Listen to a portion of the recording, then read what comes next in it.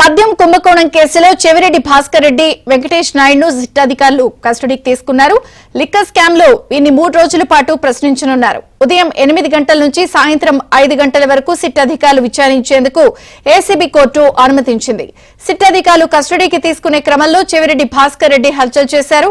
తనపై తప్పుడు కేసులు పెట్టారంటూ గట్టిగా అరిచారు. ఎవరిని వదిలేది లేదంటూ చెవిరెడ్డి హెచ్చరించారు. తప్పుడు కేసులు ఎవరు శిక్షిస్తారు? తప్పుడు కేసులు పెట్టి చేయలేకపోతారు. అన్యాయంగా తప్పుడు కేసులు పెట్టారు. గొప్ప గొప్ప నటులతో ఉన్నారు అక్కడ. గొప్ప గొప్ప దర్శకులు ఇది తప్పుడు కేసులతో ఎక్కువ రాస్తున్నాను. భగవంతుడితో చెప్తున్నా నా మీద తప్పుడు కేసు పెట్టారు. తప్పుడు కేసు పెట్టి చేయలేకపోతున్నారు.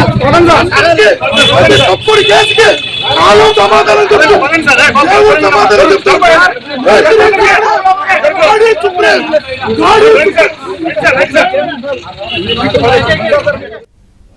తనపై తప్పుడు కేసులు పెట్టారంటూ చెవిరెడ్డి హంగామా సృష్టించారు. అసలు ఏం జరిగింది వివరాలు ప్రసాద్ నడికి తెలుసుకుందాం. ప్రసాద్, విజయచంద్రిక మద్యం కుంభకోణానికి సంబంధించిన కేసులో చెవిరెడ్డి భాస్కర్ రెడ్డి అలాగే అతను దినామని చెప్పుకున్న వెంకటేష్ నాయుడు కోర్టు అరెస్ట్ చేశారు.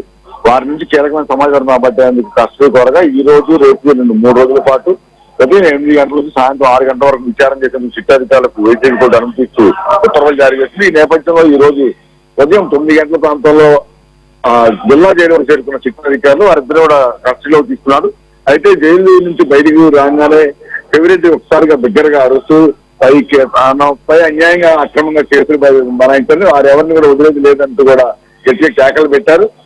రాజమౌళి, సుకుమార్ వంటి దర్శకుల తరహాలో అలాగే నటుల తరహాలో చాలా మంది కూడా నటనతో జీవిస్తున్నారని వారందరినీ కూడా దేవుడు శిక్షిస్తారంటూ కూడా కేకలు పెట్టి పోలీస్ జీబీ ఎక్కారు. అక్కడి నుంచి గవర్నమెంట్ ఆసుపత్రిలో వైద్య పరీక్ష అనంతరం సిట్టుగాలను తరలించారు. దాదాపు 3 గంటల నుంచి కూడా విచారణ అయితే కొనసాగుతోంది. ప్రధానంగా చెవిరెడ్డి భాస్కర్ రెడ్డి కేసిరెడ్డి రాజశేఖర రెడ్డితో అనేక సార్లు సమావేశమయ్యారు. ప్రధానంగా ఎన్నికల సమయంలో 200 కోట్ల నుంచి 250 కోట్ల రూపాయలు అతని దగ్గర నుంచి తెప్పించి వివిధ నియోజకవర్గాల్లో వైసీపీ అభ్యర్థులుగా పోటీ చేసిన వారికి పంపిణీ చేయడంలో చెవిరెడ్డి భాస్కర్ రెడ్డి కీలకంగా వ్యవహరించారని సిట్ అధికారులు ఇప్పటికే కొంత ఆధారాలు సేకరించారు. అంతేకాకుండా అతని డ్రైవరు పిఏగా ఉన్న బాలాజీ నవీన్ ద్వారా కూడా డబ్బులు వివిధ రూపాల్లో మళ్లించారు.